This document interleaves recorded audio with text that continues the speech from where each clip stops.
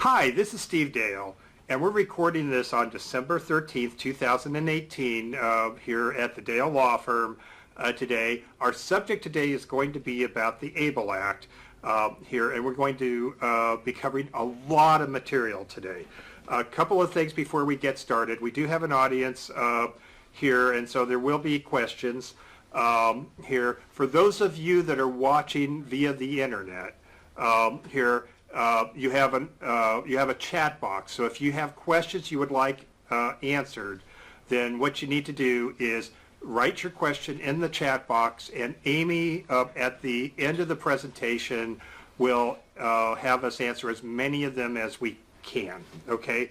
Also, for those of you that are new to us, you can join us on our YouTube channel here. And we will send the link to that, or you can always email Amy at gspt.org,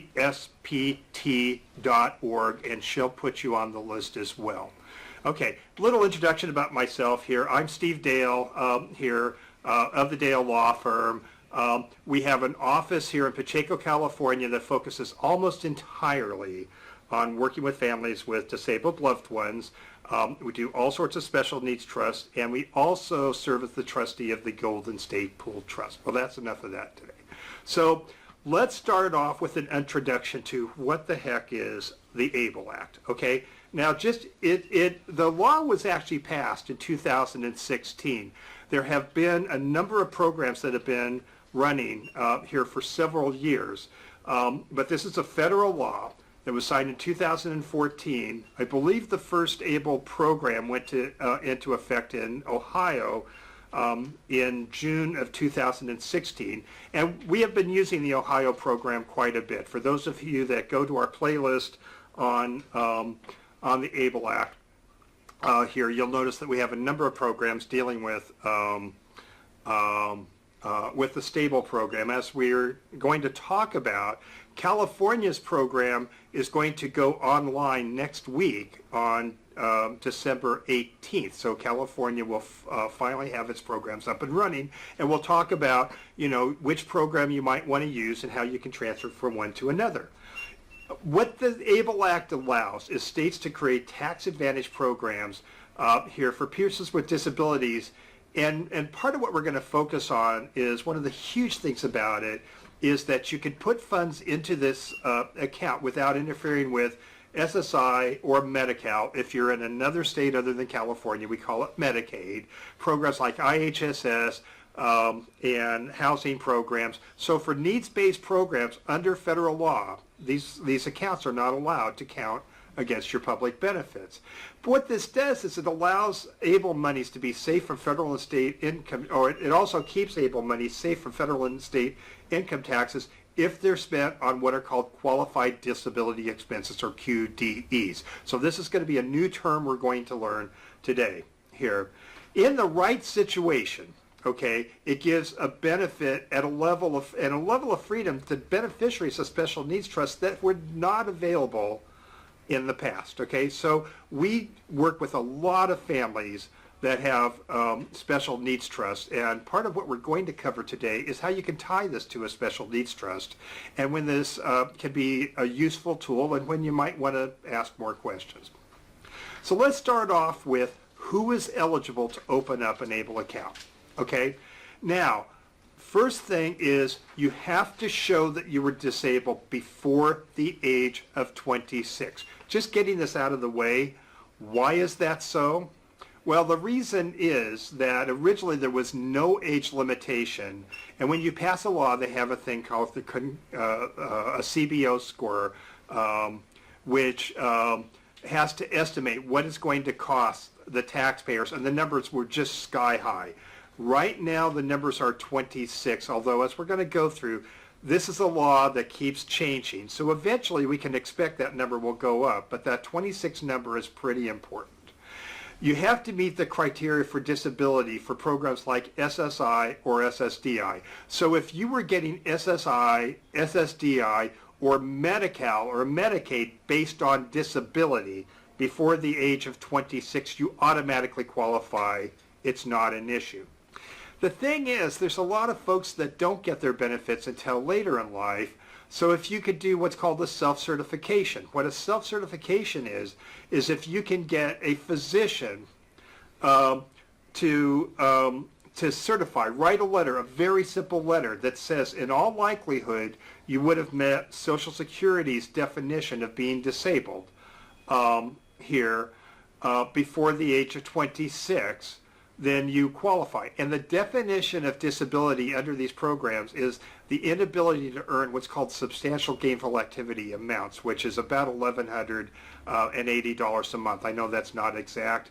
It's the ability to earn $1,180 a month here. If you're not able to do that because of a disability that's likely to last a year or longer, you qualify here. So now, the thing about it, if you do it through a certification, let's say you meet that criteria, but you're not actually getting SSI or Medi-Cal, you can't take that certification down to the Social Security office and say, get me qualified for Social Security because I have an ABLE account. It doesn't work like that, okay, here. But to qualify for the ABLE account, the beneficiary needs to be either receiving SSI or Medi-Cal before the age of 26, or have a doctor certification that they met the standard before the age of 26. Now, it's really common that someone might meet the standard of disability well before 26. And as we're going to see, for instance, for folks with schizophrenia, it's very common, and we do a lot of work with folks with mental health issues. It's very common that maybe they didn't get their benefits until their late 20s or 30s. But for instance, for most folks with schizophrenia here, it almost always happens before the age of 16 and 25. I have had very few folks that have a mental health diagnosis that got their benefits later in life that we were not able to get them an ABLE account. It's like a lot of things with mental health and other disabilities. It's not like one day everything was okay and magically the next day it wasn't. It's usually a progressive situation. So if you are in a situation where you weren't formally getting benefits before the age of 26, it doesn't mean you don't qualify, and you might want to explore that later. And the way this works, and as we're going to see, this is much different than working with Social Security. Many of the programs, once you get the certification, you don't even have to send it into the program. You just have to say you have it, which means you should have it. So one of the first things we'll talk about here is what can be contributed and how it's contributed, and there's a couple of tiers we're going to talk about. Okay, so the first thing is, before the ABLE Act, and one of the big things about this is that for folks on SSI, Medi-Cal, and related programs, you can't have more than $2,000 in your bank account on the first moment of the first day of the calendar month. I believe that number was set in the late 1980s. If that threshold amount were subject to even a modest cost of living increase, that number should be somewhere in the $18,000 to $20,000 range. It hasn't changed since that period of time, and there's many advocacy organizations that have been looking at trying to change this, and every year they say no. Well, the nice thing about this is that for persons on SSI and Medi-Cal, they now can use this to put their excess income in it. One of the things we're going to talk about is using this for people that work. And I know for a lot of folks that work on benefits, they work and they keep going over the 2,000 threshold amount. So now, as we're going to see, they can take their excess earnings and put it in an ABLE account and not lose their SSI, Medi-Cal, or IHSS. Now, you can save up to $15,000 a year, and as we're going to see, for people that work, you can actually add another $12,000 and change, up to $100,000 before your SSI or California means tested programs are impacted. That's accepting Medi-Cal. Okay. So as we're going to go through, for folks that are on SSI, as long as the account is below $100,000, then you can continue, your SSI will go into suspension, but you get to keep your Medi-Cal and your IHSS. When it goes now the most you can put in an ABLE account is whatever the highest amount is that you can put into a normal 529 plan. As we're going to talk about, these are just glorified 529 plans. So in California, that amount is $475,000.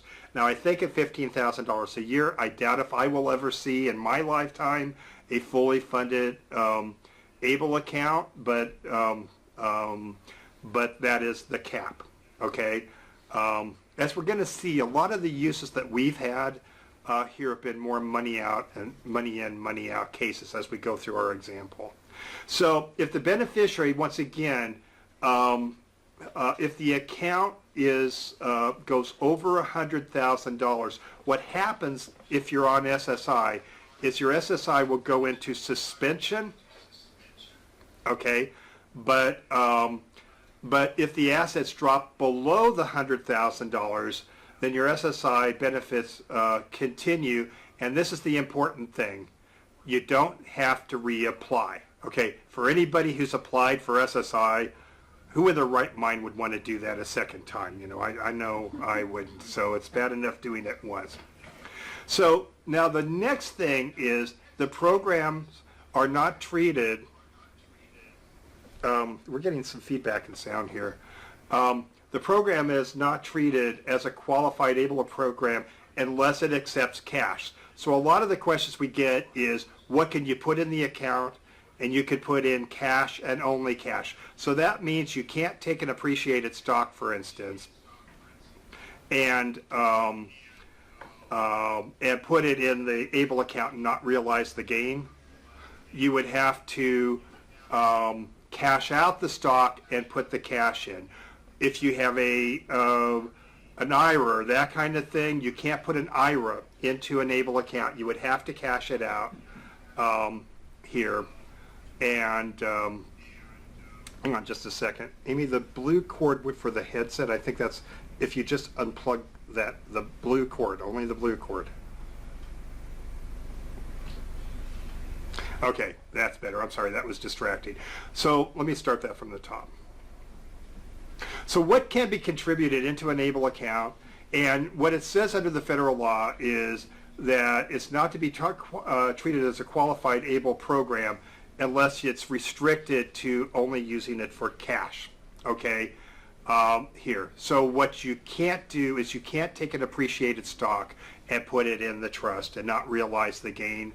You would have to realize the gain, okay? Or you can't put an IRA in the trust. You would actually have to cash it out, pay the taxes, and put it in the account. As far as investments, if you're looking to day trade with this money, this is the wrong way to go. And it's probably important to kind of go through who runs these things. So I get this question all the time. When will Wells Fargo or the Bank of America have ABLE programs? And the answer is never. Okay, they're run by all run by the state treasurer's office, and they contract out with certain different groups, but it's all done by the state treasurer's office here. Beneficiaries or the person with signature authority, which we'll talk about later, can change the investments, but they can only make the changes twice a year. Okay.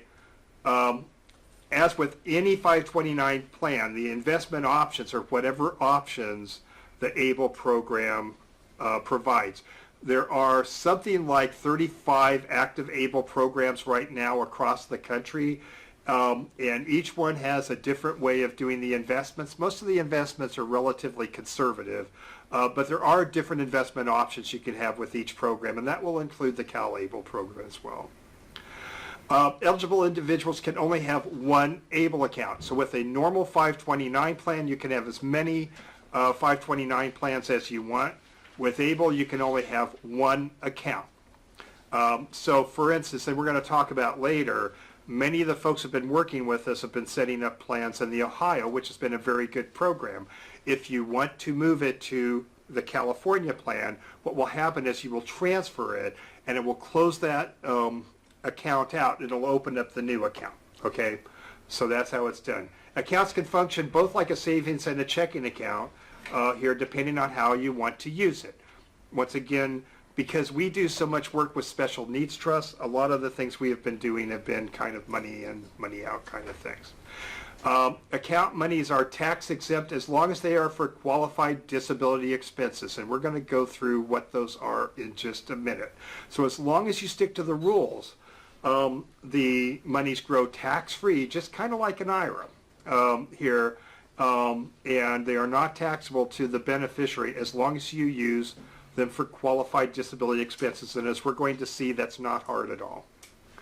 Now, payments made into an ABLE account constitute a contribution. These are actually, the next set of slides is going to be strictly out of some regulations that come from Social Security here. So Social Security and Medi-Cal consider the contribution made by the person whom the funds belong to or do here, and they exclude contributions to an ABLE account from income to the designated beneficiary. I'll give you an example. I set up an ABLE account for my niece Erica in New York. We have set up actually a special needs trust that feeds the ABLE account. As we make contributions into the ABLE account, that is not income to my niece. And then once the money is in the ABLE account, she can use the money for whatever she would like. Okay? They also exclude rollovers from members of family ABLE accounts to an SSI recipient or a deemer of an ABLE account. What that's talking about is if you have multiple family members that meet the definition of being disabled, and they have to be brother, sister, stepbrother, stepsister. So let's say you have a son with autism and you have a daughter with cerebral palsy, okay? And so the son, upon his death or during his lifetime, can actually roll their funds into their sister's account because their sister is disabled. You can only do it from one disabled sibling to another. So you can't do it to a wife, you can't do it to a brother, I mean, you can't do it to a mother, you can't do it for your grandma here. It has to be two ABLE qualified siblings. That does happen, it's kind of rare here, so that's not going to affect a lot of people. Now, the fact that a person uses his or her income to contribute to an ABLE account does not mean that his or her income is not countable as it normally would be. So income received by the designated beneficiary when deposited in his or her ABLE account is income to the designated beneficiary.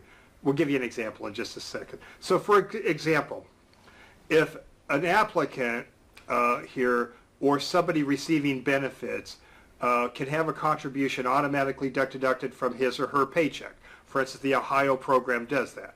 So if you work, you lose $1 of SSI for every $2 you earn after the first $65. So let's say the person on SSI earns $265 in the month of December. You might have those funds deposited directly into your ABLE account, but you're still going to take the $100 reduction because you earned it. Okay? So just because you earned it and put it in the ABLE account, it's still income to you, but the contribution to the ABLE account isn't going to be counted as income a second time. In this case, include the income used to make the ABLE account contribution to the applicant, recipient, or person with a disability of their gross wages. Okay, so in my example, in that case, if you earn $265, you would lose $100 of SSI, but you could take that money, put it in your ABLE account here, and then it won't count as further income after that, and it will also not count against your $2,000 resource limitation. Okay, so an example of payments that might be directed into an ABLE account but are still counted as income would be things like wages, that's a biggie. Benefit payments. You can't take benefit payments from other programs that might count against your SSI, direct it directly into the ABLE account and not have it counted. It's a good program, it's not that good. Or mandatory child support or alimony payments. Now many of us are wondering why, but that's what they said. Okay, so now by the way, you'll notice some of these slides will have a number there that says something like SIO1130.740. That's what's called a POM site, just for you to know here. And if you Google that, just that number, what'll happen is these regulations will show up. The way I like to explain the POMs, when you call Social Security, it doesn't seem like they're reading a script. They're reading a script. And this is the script that they're reading, okay? And oftentimes in our courses, we will include that language. This is word for word out of the ABLE account. And the thing that I wanted to, point out here, because it has to do with trust, is what it's saying is who could contribute to the trust and how much can be contributed. And what it's saying is that it could be contributed by any person as defined by the Internal Revenue Code, which includes a trust. So the question is, can you tie a special needs trust into an ABLE account? And the answer is absolutely yes. This is the part of the POMs that says it's okay. Now, we've been talking about this thing called the Qualified Disability Expense, or a QDE. So here's some new lingo for us. What the heck is a QDE? Okay. Any expense related to the designated beneficiary as a result of living with a disability, and as we're going to see, even other things, is a QDE. Categories are intentionally broad, okay, I would say vague here, and include things like housing, transportation, health care, and other things. Funds spent on a non-QDE, and we'll talk about what that is. So if it doesn't qualify, the expense could be subject to regular income tax plus a 10% tax penalty, and your benefits could be at risk. So let's just take a deeper look at what's a QDE. So that includes things like education, housing, transportation, employment and training, assistive technology, personal support services, health, prevention and wellness, expenditures, financial management and administrative services, legal fees. Okay, so thank you very much for adding that in there here. And expenses for ABLE account oversight and monitoring, funeral and burial expenses. And this was added later. This came from some dictum in something that was written by the IRS that says basically it could be used for any basic living expense. Okay. What is not a basic living expense? Okay, now many of us who have been really trying to learn as much as we can about ABLE, we've been trying to come up with what is not a basic living expense. I think what folks have been focused on is gambling, I guess unless you're in Nevada, but gambling is not a basic living expense, probably illegal drugs, here. And generally gifts to others is probably not a basic living expense. Now, just to take a moment, this program is not overseen for the most part by SSI or Medi-Cal. This is overseen by the IRS. Don't misinterpret what I'm going to tell you. I'm not encouraging you not to follow the rules, but in order to get caught, you'd have to be on benefits. You'd have to be audited by the IRS. Now, the chances of that is very small. Okay, I mean, it could happen here, and you'd have to have an auditor who understands what a QDE is. I'm not telling you you shouldn't follow the rules. I am telling you that unlike Social Security, who monitors absolutely everything you do, this is by the IRS. This is an entirely different game. And I don't think we're going to see a lot of people that are going to be getting penalties during their audits by the IRS, but who knows. Now, one thing about a ABLE account is there is a Medicaid lien upon the death of the individual for any Medicaid used from the time the account was established. We'll go through that. Now, I have actually worked with the authors of the ABLE Act, and they are absolutely clear that there was an intention that that lien was going to stick, but when they wrote the law, what they wrote is that the lien is to be paid to Medicaid if the state files a claim for reimbursement. So the first state to do this, which was very clever, was Pennsylvania, that says, hey, if you use our program and you're from Pennsylvania, we won't file a lien, and therefore there won't be a lien. So it said, so if you're in Pennsylvania, use our program. California going, well, we want that too. They did pass a law, even though we won't be up and running for another week here, that says if you use our program when you pass away, we will not file a lien. Okay? Meaning that if you use the CalABLE program, when you pass away, there won't be a lien. Let's just go over Medicaid liens or Medi-Cal liens just for a moment, okay? This is something that's not unique to ABLE accounts.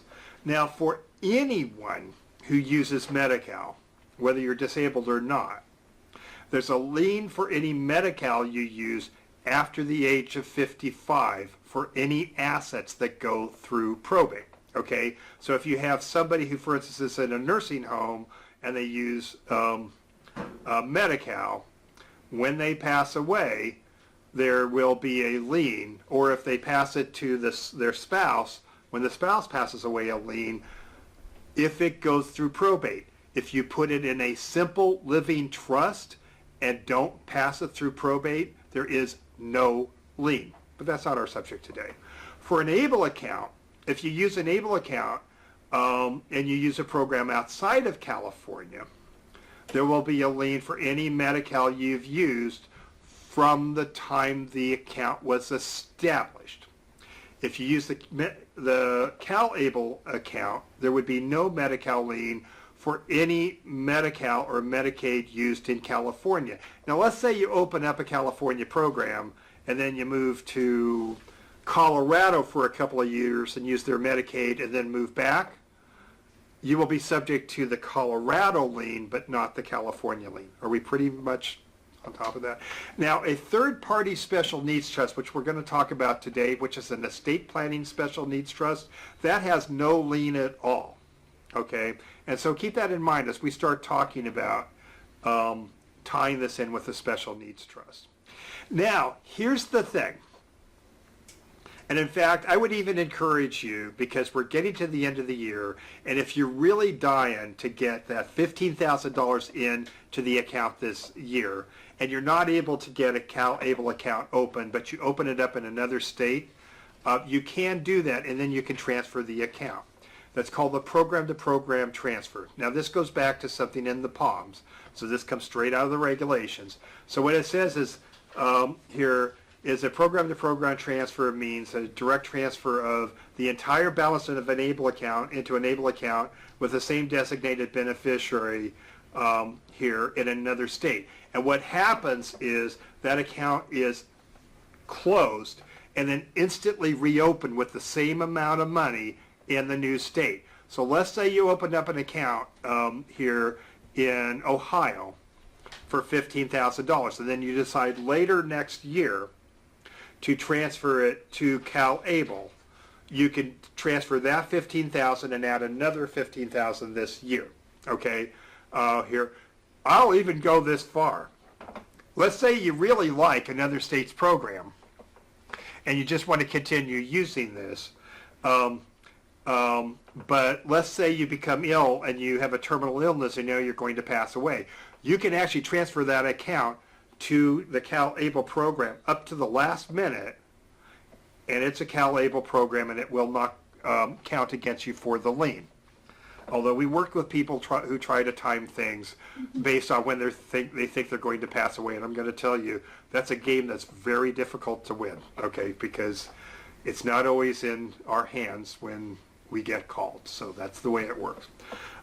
So part of all of the balance of the ABLE account of an eligible individual who's a member of a family member, which we're talking about siblings, they can transfer things to.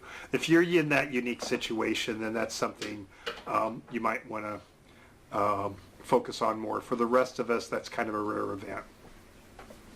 This is really important, and I have to say, in a lot of ABLE programs I see, this doesn't really get a lot of attention. And I want to say this before we get started. When we're dealing with a person with disability, they're all individuals. You know, it would be really nice if they were all the same, but it just doesn't work like that. Like my friend Brian Rubin says here, who's an advocate for folks with autism, if you've met one person with autism, you have met one person with autism. It's a spectrum. So we go from folks who need complete assistance with everything in their life to folks who need little or no assistance at all. Here, it's a spectrum. Okay, so just keep that in mind as we start talking about this. We deal with a lot of folks who do have cognitive disabilities and may have an issue about whether they have capacity or not. So let's just walk through this. The only persons that can establish here an account or have signature authority, that is our new lingo. That's the person in charge of the account.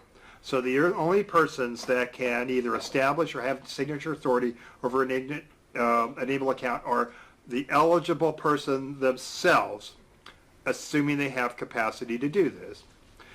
An eligible person's agent under a valid power of attorney. So for instance, if you're setting this up and you have capacity and you want somebody else to manage the account either immediately or if you lose capacity, the way to give them that authority is through a power of attorney. And if you do have capacity and you're setting this up, I would say part of what you need to do is figure out who you want to have manage this if you weren't around and sign a power of attorney and make them the agent. If not, it's his or her parent. Okay, so we've had many parents. We might even have a parent in this room who's already set up an ABLE account for somebody, so they can set that up. And in Erica's case, that account was set up by her mother, okay, or a legal guardian or conservator. Notice it doesn't say Uncle Steve could set up an account for his niece, so we had to do that through Erica's mom, okay? Now, unless the beneficiary lacks capacity, the first priority to manage the account regardless of who established the account is the first one is the person with the disability. Secondly, it would be whoever has been delegated that authority through a power of attorney. Now, here's an important thing to keep in mind. When we get to capacity, there's different levels of capacity. So for instance, if you're a parent setting this up for a child who maybe has marginal capacity or has capacity but does really bad things with the money, like if you know they're going to use it for methamphetamines, you might want to use something else, because unless they're don't have capacity, and that doesn't mean making bad judgments. Believe me, if the standard was children making bad judgments, my goodness gracious, that would be a big world here. That's not what we're talking about. So you could have somebody that has capacity who would have who you set up an ABLE account for, and they could demand to be in control of that account.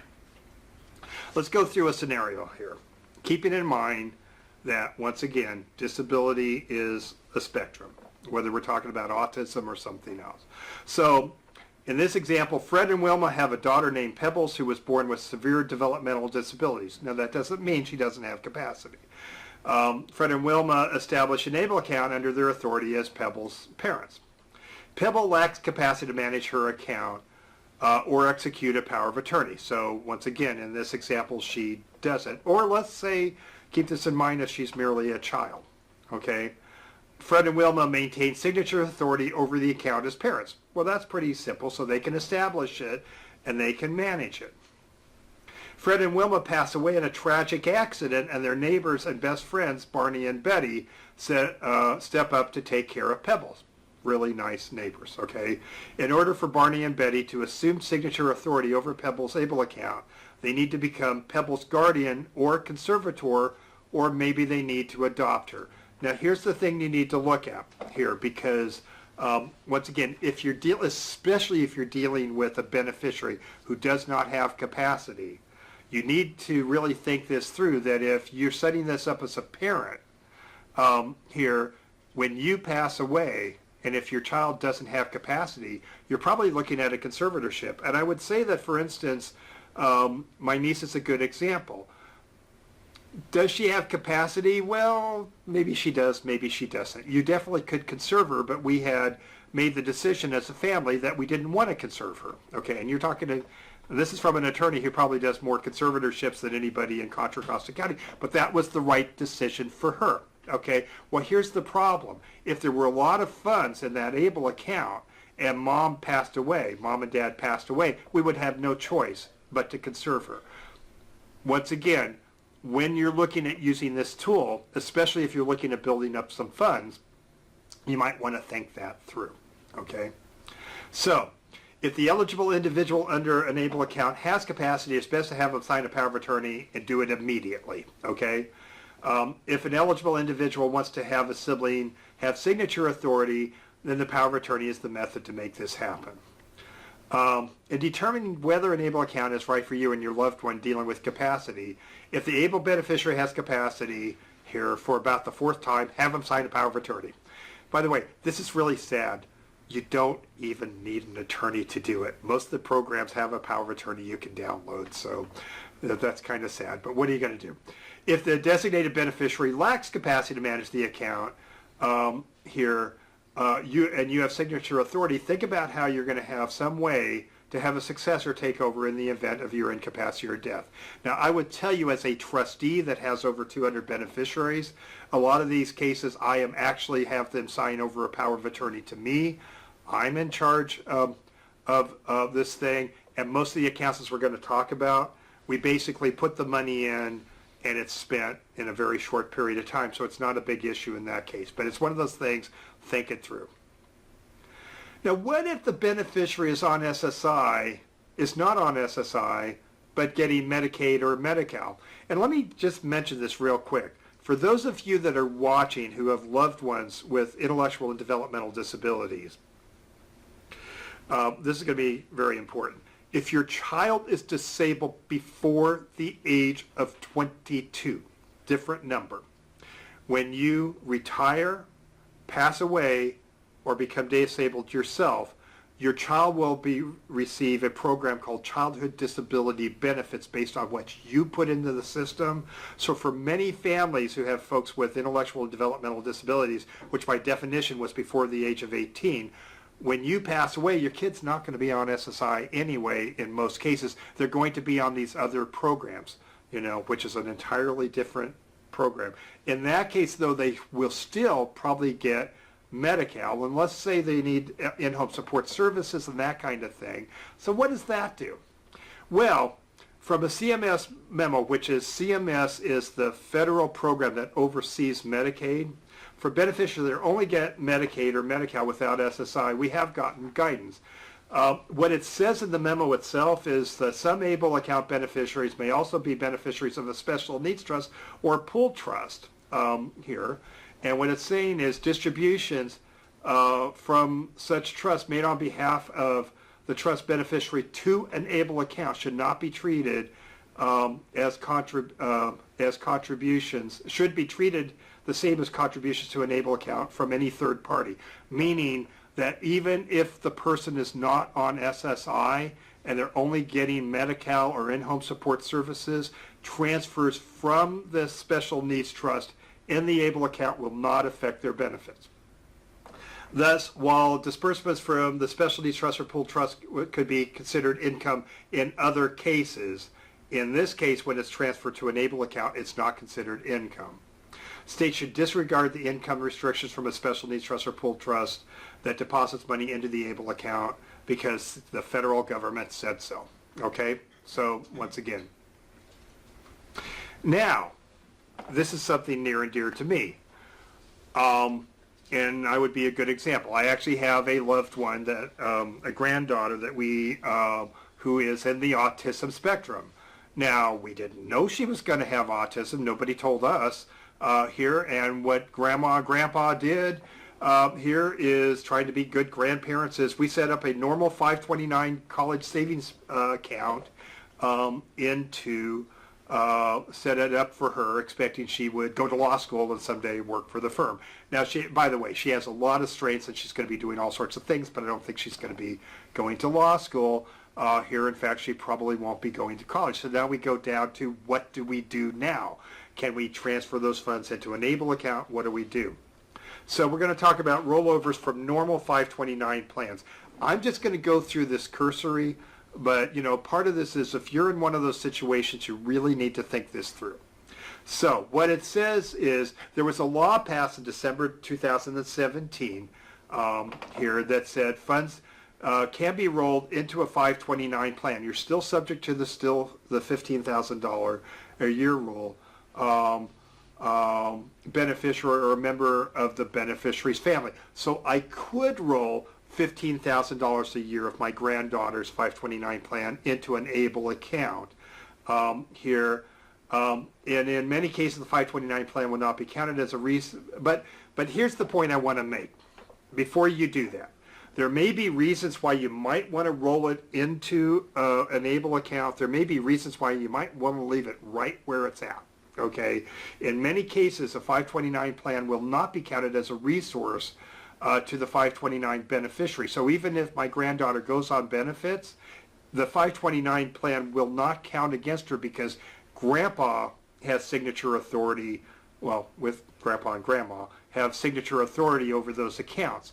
And a resource is anything the benefits recipient can get their hands on. Well, my granddaughter can't get her hands on that money unless she goes through me, okay, here. So if you just leave it in the 529 plan, it's not going to count against your public benefits. It's not going to be subject to a lien here.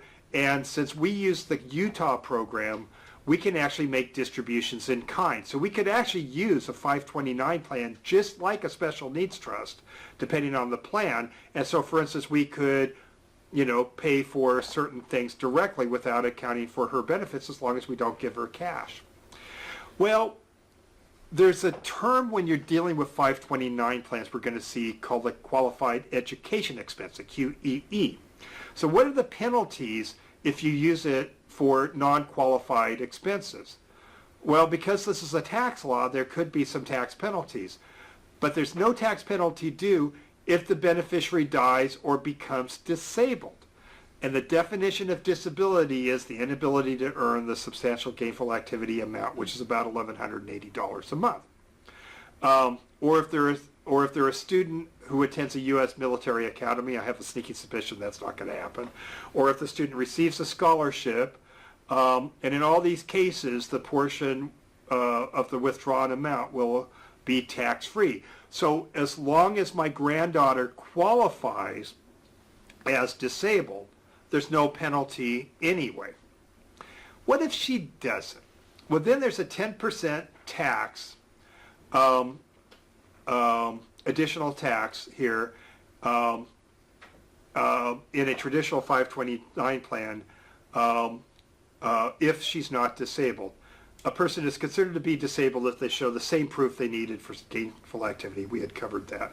And a physician has to determine his or her condition is expected to last a year or longer or end in death, just like any Social Security program. Now, if it's for a non-QEE, then there could be a 10% tax here for non-qualified withdrawals from a 529 plan, you know.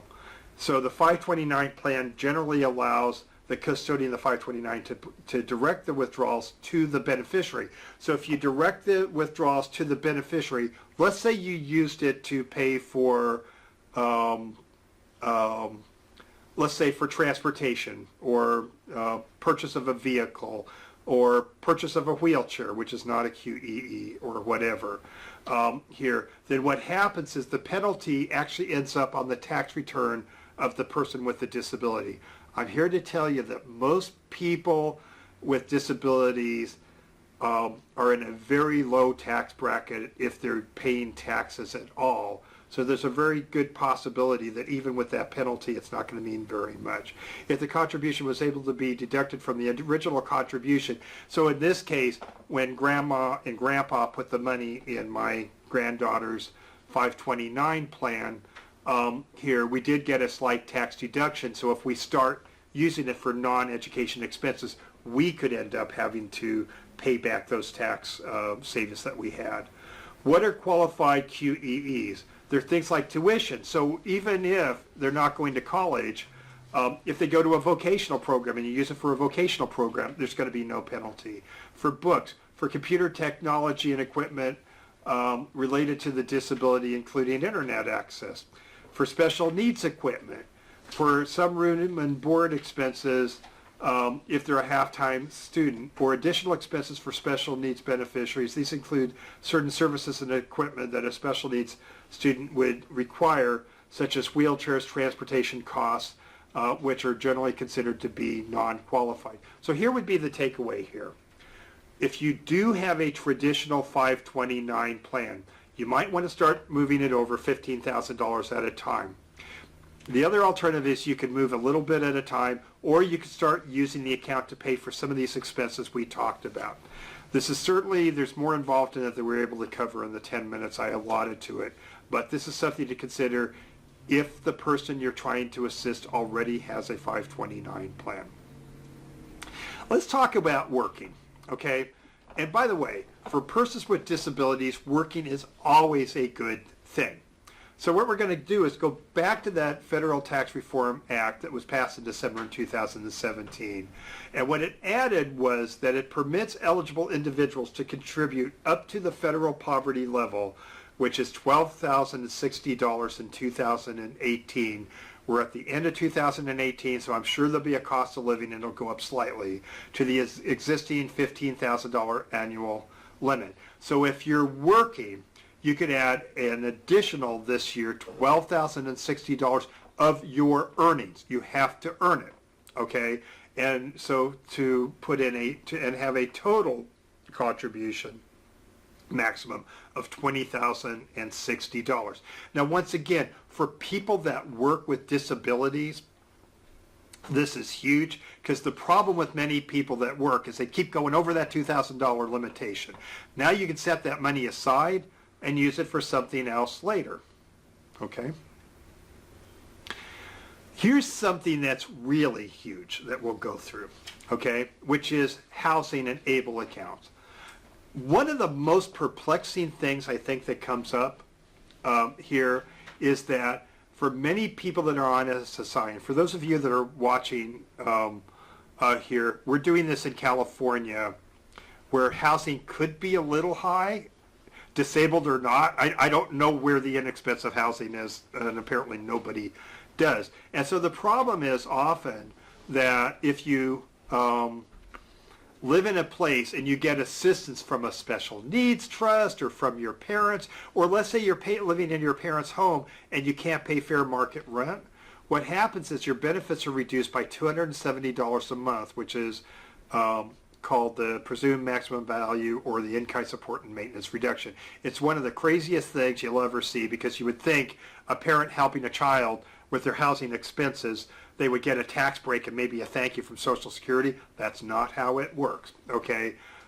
Here. And what are the things that they count for housing under SSI? And keep in mind, this is only for people on SSI.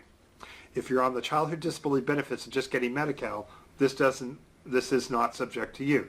So if what they're expected to do is pay for their food, mortgage, real estate taxes, rent, heating, fuel, gas, electricity, water, sewer, and garbage out of their SSI, which in California this year is $910.72.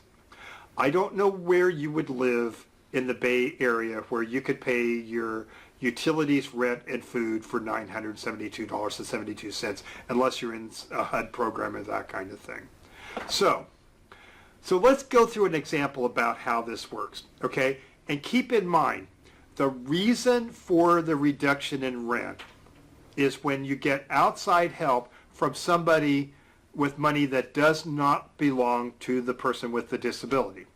And that includes a special needs trust, okay? If the person can use their own money, then there is no reduction, okay? So Belinda's been disabled from birth and is getting $910.72 a month in SSI. She is a beneficiary of a self-settled special needs trust. A self-settled special needs trust is a trust that she got probably from a personal injury settlement or something, and this is a kind of special needs trust where the funds were put in. It doesn't really matter what kind of trust it is. She'd like to move to a nicer apartment, which would cost $1,000 a month. I'm not 100% sure where that apartment is, but it'd be kind of hard to pay $1,000 a month when you only have $972 a month. And what if she likes to eat and she likes electricity? So she's going to have a real dilemma. So she's going to need some assistance in order to make the move. So if Bob, her trustee, were to give her $1,000 a month directly, that's not going to work because you're giving her cash directly. It'll reduce her benefits dollar for dollar. That's not going to work. If Bob were to pay the landlord directly here, then we're doing better, because what would happen is her benefits would be only reduced by $270 a month because she's getting outside help.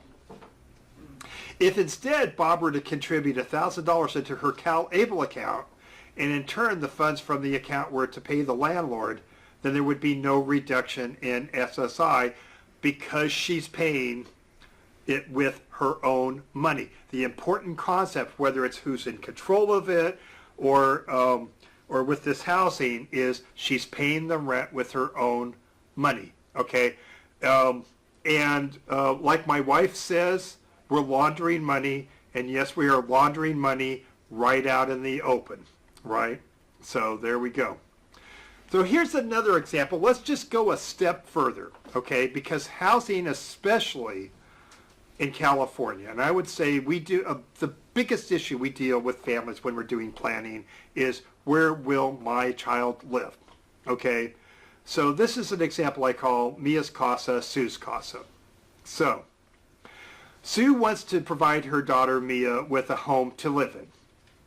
Okay, Sue is concerned that if she puts the property in Mia's name, it's going to be subject to a lien, or if someday she were unable to live in the home and she sold it, it could interfere with her benefits. Okay, so we get a lot of these things. We have many folks with disabilities that will live in a home that was provided for them for years and years and years, and it may go up in value. They may decide to move somewhere else, but if they move somewhere else and sell it, then what are you going to do with the money? So in most cases, we usually will suggest that you buy the home and put it in an estate planning special needs trust.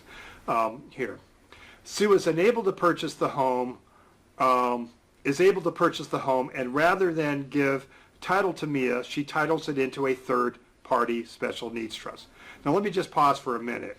The laws have changed. If she says, I'm willing to take a chance here that Mia will never need to sell the home, although it's funny how these things happen, and I'm just going to put it in Mia's name. She could avoid the lien by putting it in a simple living trust where it wouldn't pass through probate.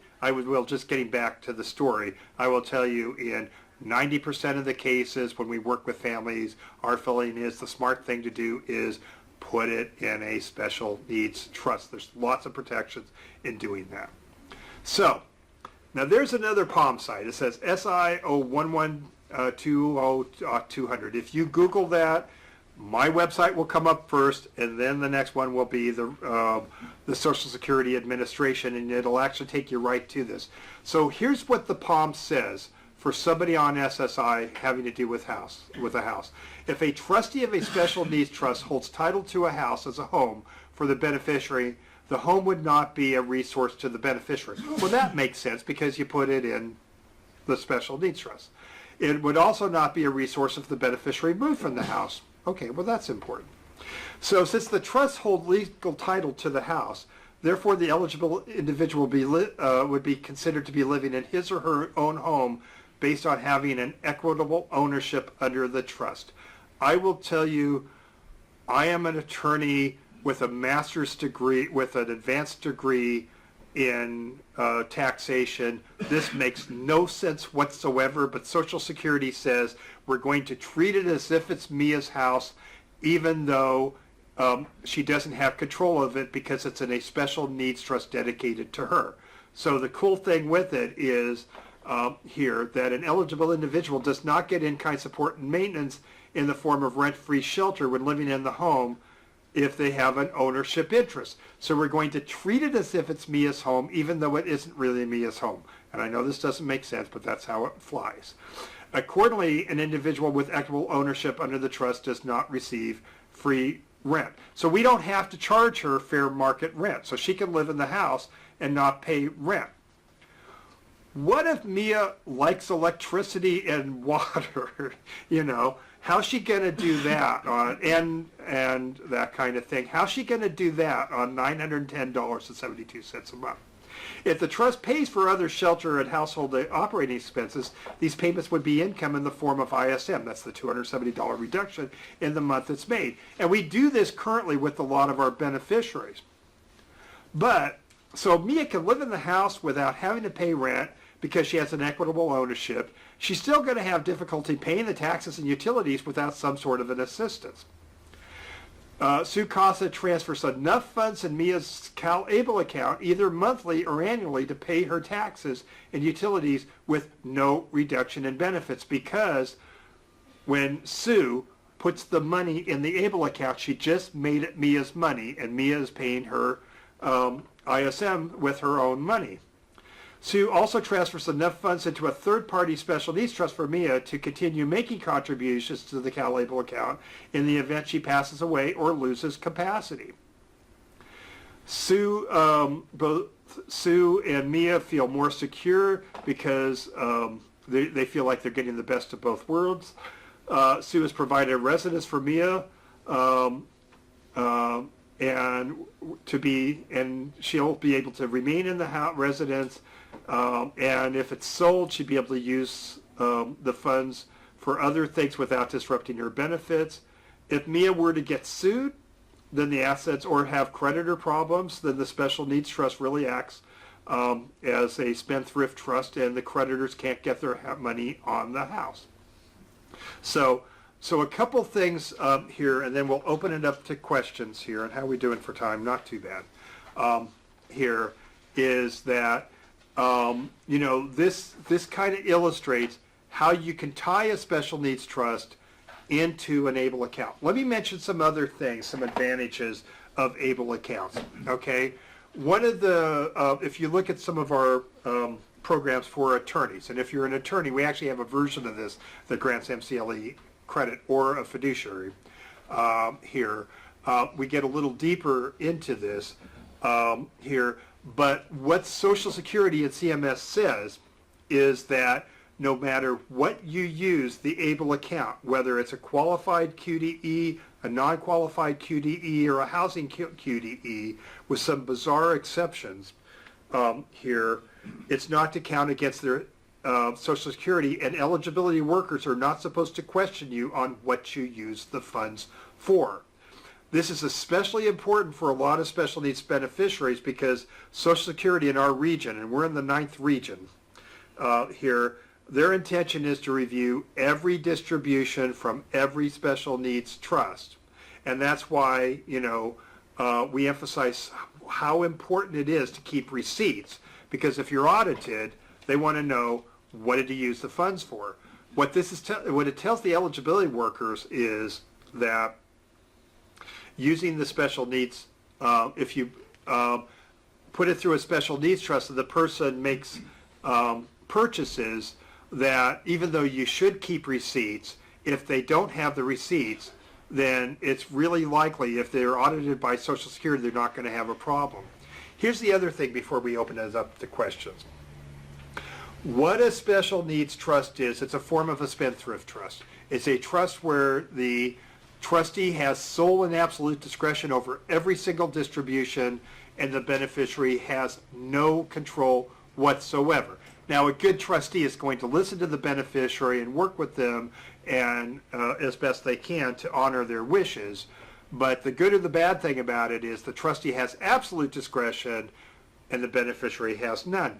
Well, for many people, that doesn't really work for them because, a lot of the families we work with, they've worked really hard to help their disabled loved one be as independent as possible, and they want them to have as much control over their lives as they can. Well, the nice thing about an ABLE account is that can supply that. So the thing about it is, for trustees that are doing this, and once again, you may want to watch some other videos to get deeper into this, but if you're using this and putting the money onto the ABLE account for the beneficiary to use, the nice thing is that you don't have to necessarily monitor every expenditure they're making, if they have the capacity to do that. And it's nice to have, a little privacy sometimes. And I know even as a trustee, I don't want to know everything that they purchase. We have a trustee in the room and we spend a lot of time monitoring what funds are used for. And there's times when I really don't want to know this, and I don't want somebody going through my checkbook and going through what I do and all that. So it does give sort of a certain level of independence and dignity. So the good thing about an ABLE account in many situations is the ABLE beneficiary has a large amount of control over the funds. In some cases, the bad thing about an ABLE account is the person with the disability who's the subject of the ABLE account has absolute discretion over the funds, and if they're going to use it for methamphetamines or something like that, maybe this wasn't the vehicle you wanted to use. With that, we will open it up to questions. Please, just as I told you, if you have a long, involved personal question, hold it till the end here. If you have general questions, that's fine. And I know Amy is monitoring the folks that are watching on the internet, so she'll add a few questions too. Anybody with a question? And if not, we'll just go home. Okay, and if you could speak up, that would be wonderful. Sure. So in terms of eligibility, if a person is eligible for regional center, does that qualify them, or do they need to? I would say 95 times out of 100, maybe closer. I mean, that for regional centers, so for those of you that are not used to regional centers here, regional centers are basically the programs that dole out a lot of services for persons with developmental disabilities that began before the age 18. A lot of the qualification for it, unless you're in category 5, and let's not go there here, is that you have to have an IQ below 70. It's kind of sad they do it that way. And you have to have a functional disability. I could imagine there might be somebody who's a regional center client who doesn't qualify under the same rules as Social Security. I would say in fact, I would go more to maybe 98% of regional center folks do. If they're getting SSI or Medi-Cal, they definitely do. But let's go one step further. Let's say you have a 12-year-old and you just don't know. I mean, and believe me, let's keep this in mind. How many of you folks have a loved one on SSI or Medi-Cal? And out of those folks, how many of you would like to be on those programs yourself? Yeah, no, I wouldn't. I would not want to be my own client. So a lot of times you may be working really hard to do your best that maybe they don't go on public benefits and they can be supporting. Should you open up an ABLE account or not? I would say if you have a suspicion that they are, then I would go ahead and open up the ABLE account. With that, if it turns out they don't, then and they're able to work, which once again, the whole thing about benefits is whether or not you can earn $1,180 a month in 2018 dollars. If you're successful, your loved one will be able to surpass that and won't go on benefits, which, by the way, is probably a good thing, right? So I know that didn't give you a solid answer, but I think in most regional center cases it is going to be that they're going to qualify. The other thing is if you're dealing with a child, it's hard to project whether they're going to be on benefits or not. If you're pretty certain they are, then this may very well be the tool for you. Although I would tell you, when you look at this, a lot of families are setting up special needs trusts and ABLE accounts and tying the two together. Yeah. Questions? Anybody out in internet land or? Well, the first question was, is food a QDE? Is food a QDE? It is under the memo that came from the IRS that says generally a QDE is any basic living expense. The only reason I'm hedging on this is I'm 95% sure that's going to stick. Those are opinion letters. It could be when the final regs come out, they're going to say that food is a QDE. My betting money is that's not going to happen, right? So I would say that food is a QDE, so you can feed them. Isn't that nice? Because food is an ISM. Food is an ISM. So if the problem was that because of food, here you're supplying food, which is an ISM that takes the $270 reduction. If your workaround through that would be to funnel the money through an ABLE account. Yeah. By the way, on our website, here we do have under Trust Administration playlist, we do have a video done by Mary Ebel on calculating household expenses, and that's something that might be kind of useful. Another question. Which states besides California don't have the Medi-Cal payback? What states don't have the Medi-Cal pay? Well, only one state doesn't have the Medi-Cal payback, right? And think about it.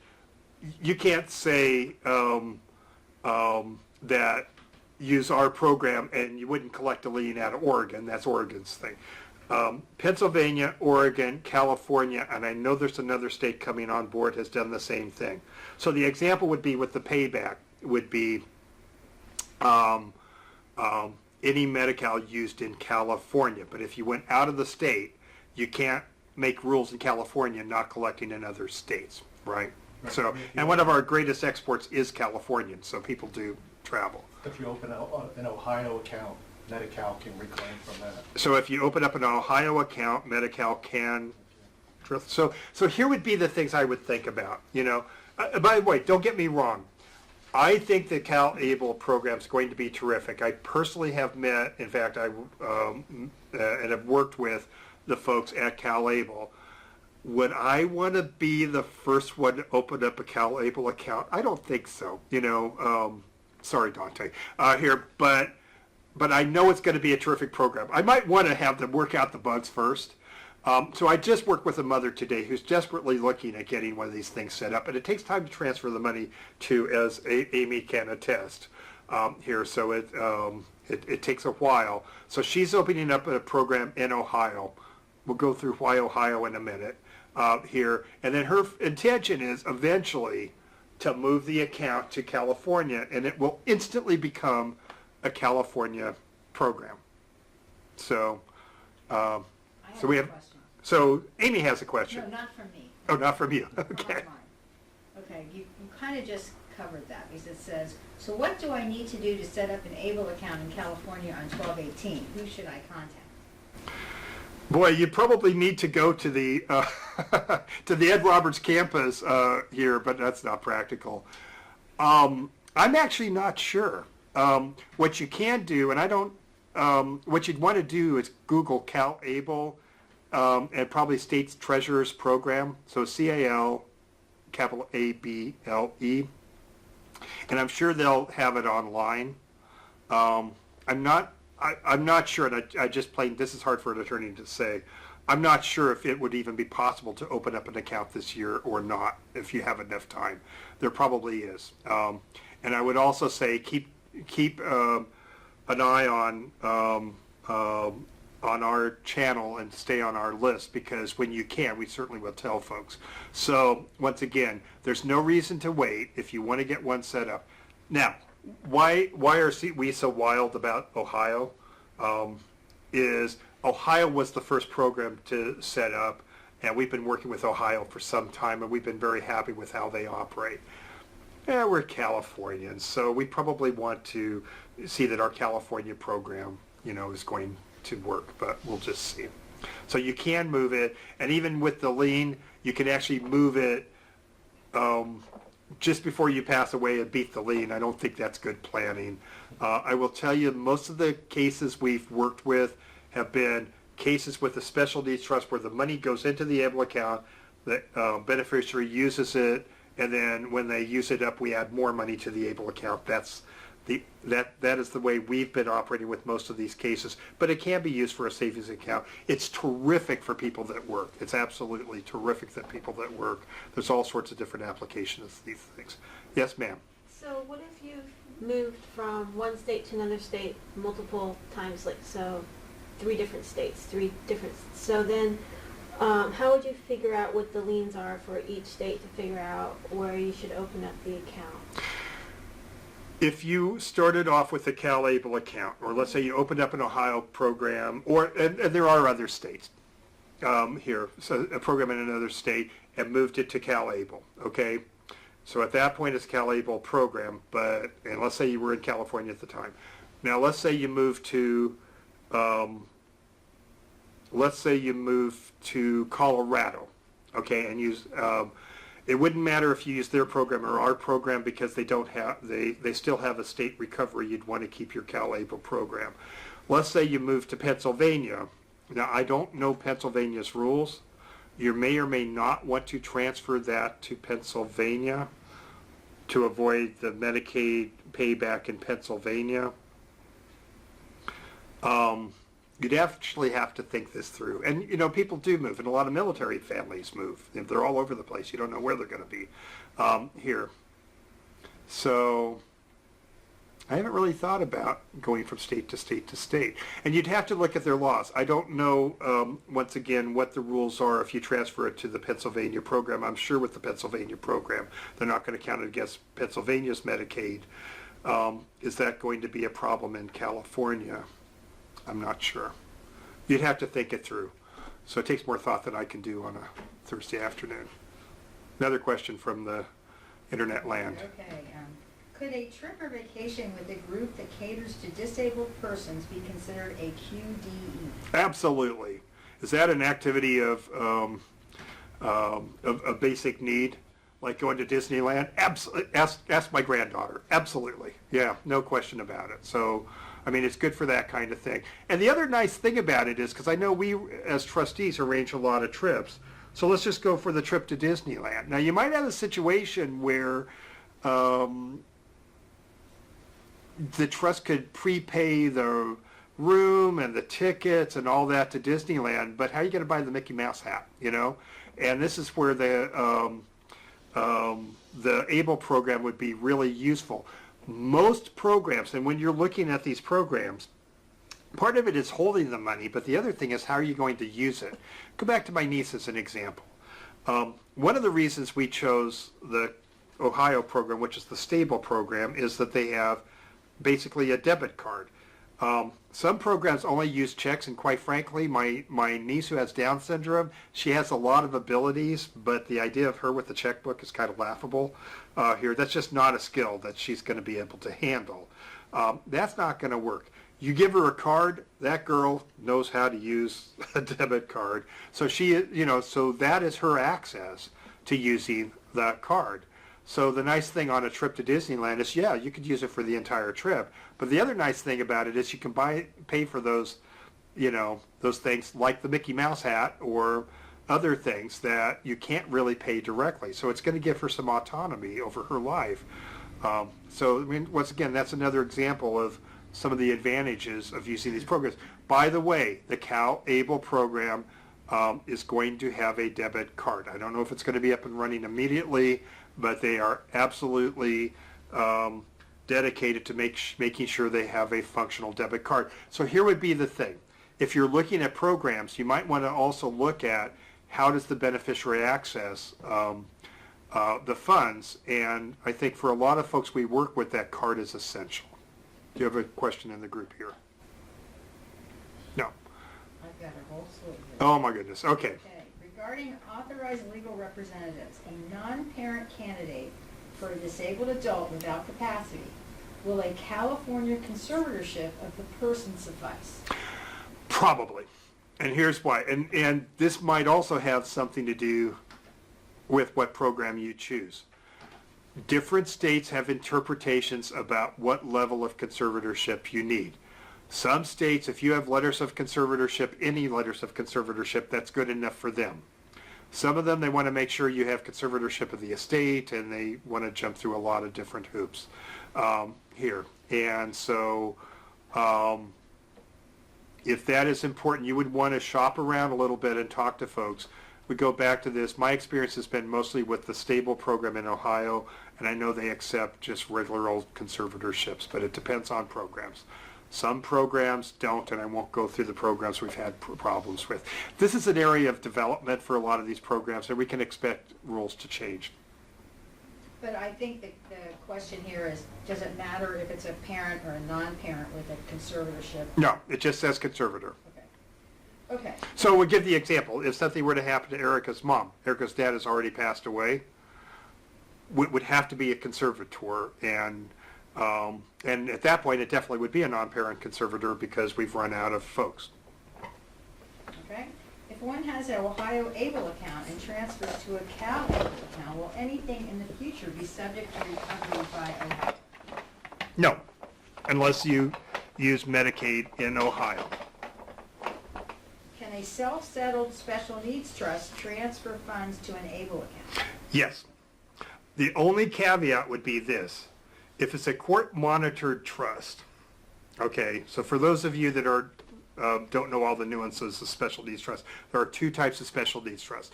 We've been talking about third-party special needs trust or estate planning special needs trust, the kind of thing you would set up your estate plan to plan for a loved one with a disability.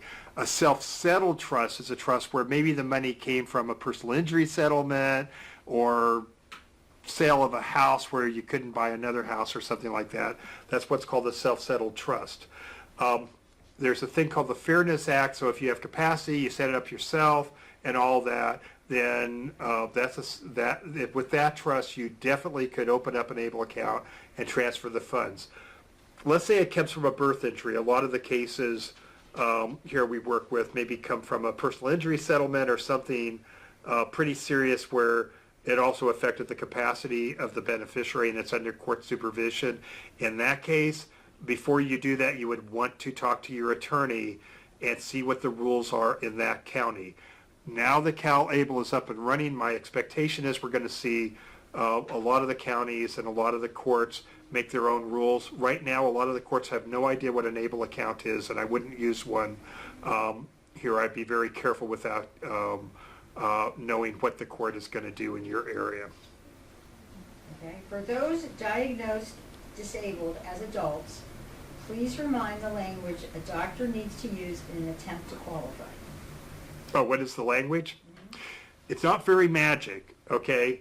Really, all you need, and there's two things that come up with this. All you need is something written by a medical doctor of some sort that says that in all likelihood, even though Joe wasn't getting benefits before the age of 26, he qualified as being disabled before the age of 26. That does the job.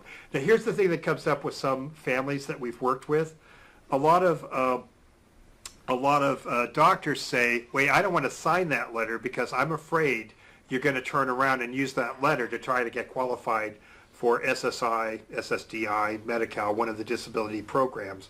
So part of this is that, you need to assure them that under the law, you're not allowed to use it to qualify for those other programs. Remember, we went through that?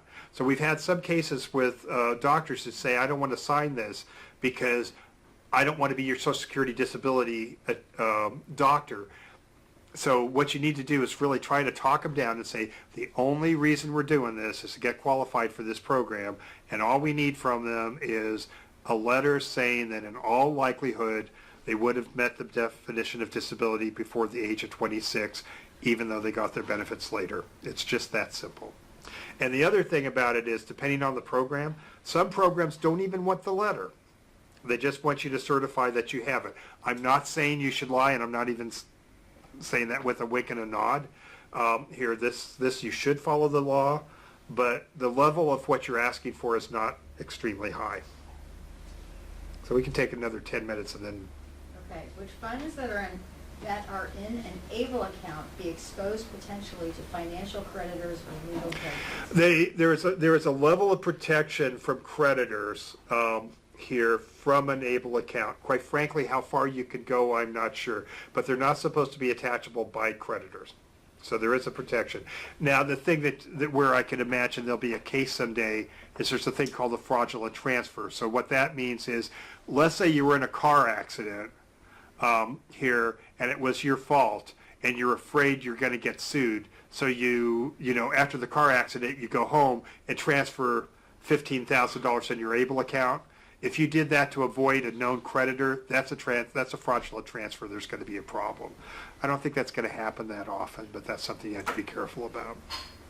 Okay. Could you clarify again the difference between work income going into an ABLE account but still qualifying as income for SSI? Okay, so let's go through our example. Okay, and I know sometimes this is a hard concept to get around here. So, and I bet you I get this question twice a week. Okay, let's say you have a job, and I did want to mention there is a wonderful website, and I'm going to say this twice for anybody who is even considering working. If you're even considering working, I'll give you the long name and then write down the short name. It's called disabilitybenefits101.org or db101.org. Wonderful website that talks about working here and how much you can earn. It has calculators and things like that. db101.org. Okay, so let's go with this. Let's say you have a job, okay, and let's say you earn $465 in the month of December, okay, and let's say, and some programs actually do this, let's say you actually assign that money to go directly into your ABLE account. It never touches you, okay? Does it count as income? Absolutely. So what would happen is they don't count the first $65. You would take the $400 and divide it by 2 because the calculation is you have a reduction of $1 for every $2 you earn after the first $65. So they don't count the first $65. And your reduction of your SSI would be by $200. So you go, boy, I'm going to be really clever. I'm going to have it go directly into the ABLE account. It's not going to count as income. Social Security and Medi-Cal say, no, that's not going to work. You can put it in the ABLE account. It's still going to count as income. The real power of that is, let's say part of what you're doing is saving that money up for a down payment on a house. You can keep growing that money, growing that money, growing that money, and under the 2018 dollars, you could put in your $15,000 plus the $12,000 and change that you earned, only the parts you earned, for a total of $27,000 and change. And so you could save up to $27,000 a year and still stay qualified. So it counts as income, but the money in the account doesn't count as a resource. But if I can add, you still can't earn more than $11.80 a month. If you earn more than $11.80 a month, you could be considered not to be disabled. Although I do want to tell you, some of the rules with benefits are a little hard to get your head around because basically you have to show you can't earn more than $1,180 a month, and once you do that, there's some programs where you can earn up to $60,000 a year and still stay on the programs. And I know that makes no sense whatsoever. That's just the rules we deal with, and that's where you want to go to db101.org. Okay. Okay? Yeah, I don't work in an area of law that makes a lot of common sense. It's just a bunch of silly rules. Okay. What are you experiencing with impact of funds in and distributions from an ABLE account with respect to HUD Section 8 and LIHTC reviews? Well, I have no idea what an LICTH review, but here's the thing. Early on, we were having problems with the housing authorities. The law clearly says that it's not to count against needs-based benefits, and that includes HUD. HUD, who doesn't seem to feel they have to follow rules. Here, initially, we had a number of cases where there were problems. I haven't heard of a problem in about a year. I worked with a problem with the San Francisco Housing Authority because somehow they thought that an attorney could convince them to do something, and somehow I did here. So we're not having problems. The thing I would tell you is if you do run into a problem in California, you want to contact CalABLE immediately, because if they're doing this to you, they're doing it to other people. They have an investment in this thing working, and Dante Allen, who's the executive director, and Carrie Fisher, who is his assistant, they are on top of these things, and they want to hear from you. And they're very easy to find on the CalABLE website. Do we have a question from the group here or no? Can SNTs be attached by creditors? A third-party trust would be very difficult to be attached by creditors because it's not the disabled person's money. A first-party trust, you can think of this SNT as a firewall, but that could be attached in some situations. Which one is safer, ABLE or SMT or SMT? An ABLE account, I think they would be both the same. I've done this for 30 years. I've never had anybody attach a third-party trust. I've had people try. Including government agencies? Yeah, everybody, nobody. And we're very dedicated to making sure that's not going to happen, right? I would think it's equal. Yeah. For an ABLE account, it would have to be a fraudulent transfer or something weird. And if there was weird, we would see it, but because of the nature of what we do. So, you had a question, ma'am? I do. If money is moved into an ABLE account from another source, is that then protected from the look-back period for SSI? It wouldn't be subject to a look-back period because it's not a transfer for less than fair market value. Here's what she's talking about. Let's say you're on SSI and the problem is you got too much money, right? Let's say you have $20,000, just to give us a number, okay? And you can only have $2,000 when you apply. Well, you could put $15,000 into the ABLE account, and that's not a transfer for less than fair market value. You'd have to spend another $3,000 on something else. Maybe it's attorney's fees here, but $15,000 on something else. Here, that's what we're talking. It's not a transfer for less than fair market value. Now, Medi-Cal, depending on the kind of Medi-Cal you're on, there is no transfer penalty. But the nice thing is it would not count as a transfer for less than fair market value. So this would be something useful. Maybe a better number would be, let's say you had $17,000, right? But you can't apply unless your benefits are below, or your resources are below $2,000.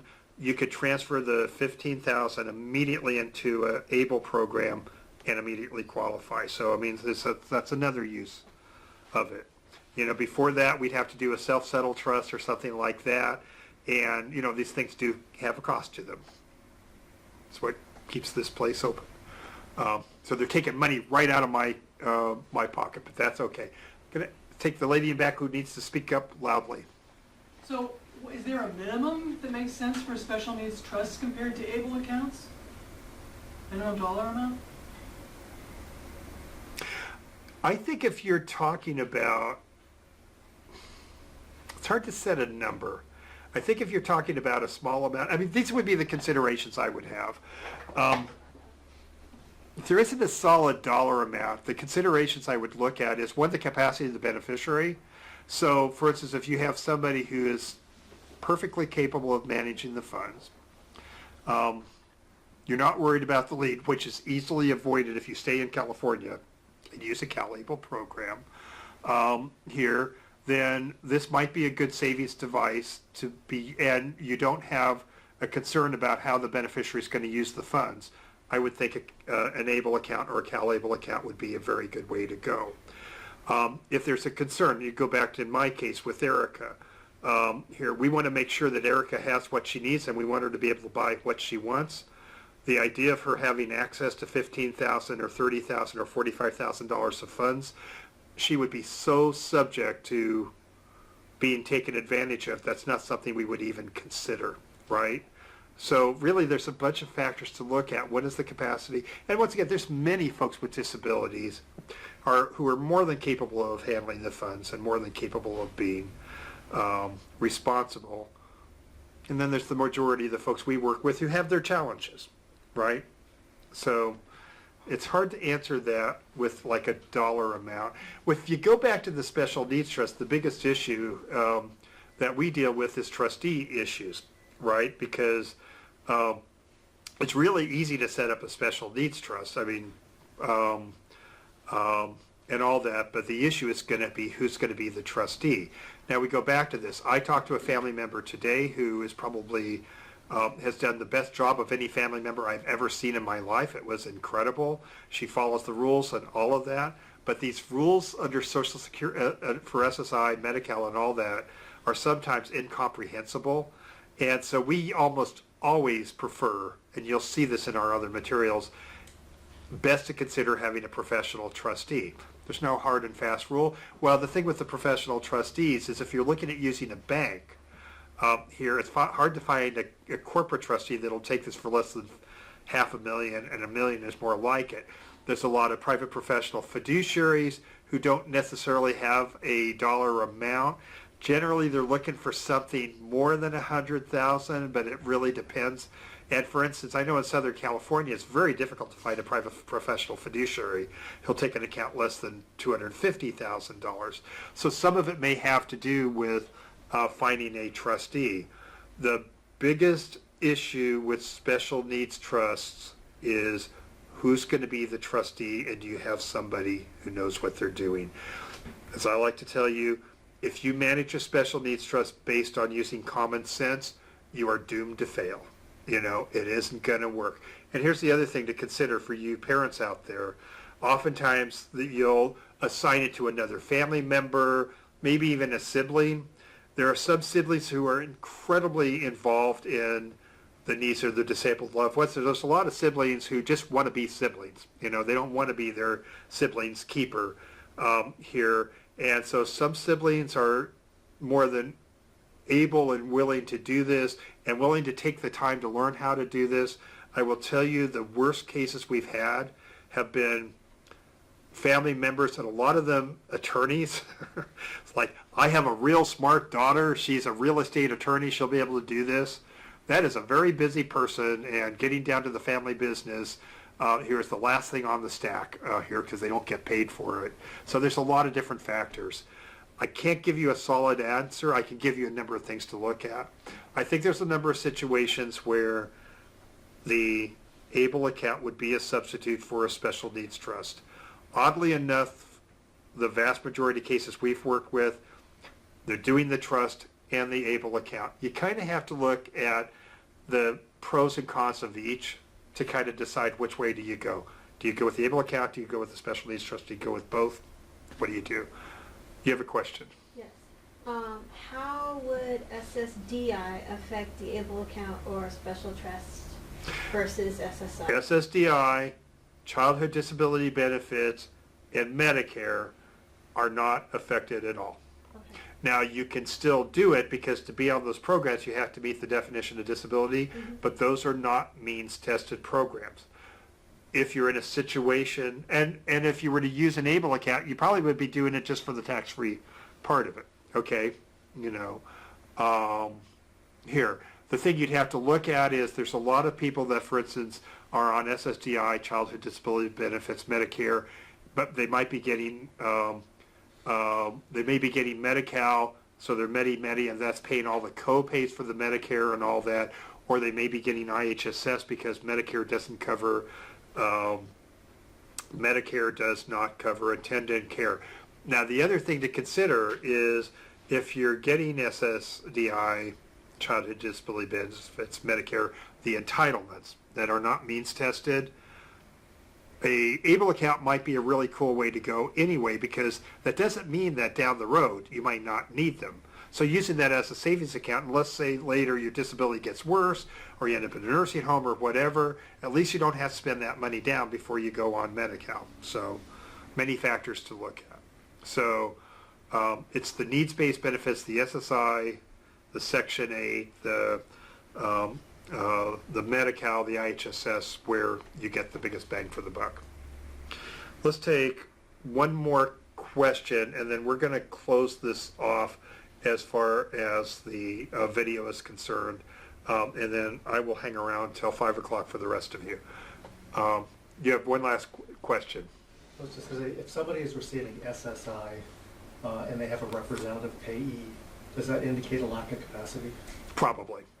Okay. So But it really depends. Like for instance, I'm thinking of somebody who has cerebral palsy, right? And absolute 100% capacity, but there's no way he can sign. There's no way, you know, he just can't physically do it. It doesn't mean he doesn't have capacity, and he has a rep payee. And I guess what's the point? There is no point. The point of that is, if you have a rep payee, there's pretty good chance that you're going to qualify for an ABLE account. Yeah. Yeah. So, and if you were getting the benefits before the age of 26, you get to step right up to the table. There's nothing more to discuss. If it didn't begin before the age of the 26, you're probably going to need a letter from a physician that in all likelihood you would have qualified. That's all you need to do. That's it. So at this point, because we're past an hour and a half and I need to go home for dinner eventually here, I want to thank you for watching us today.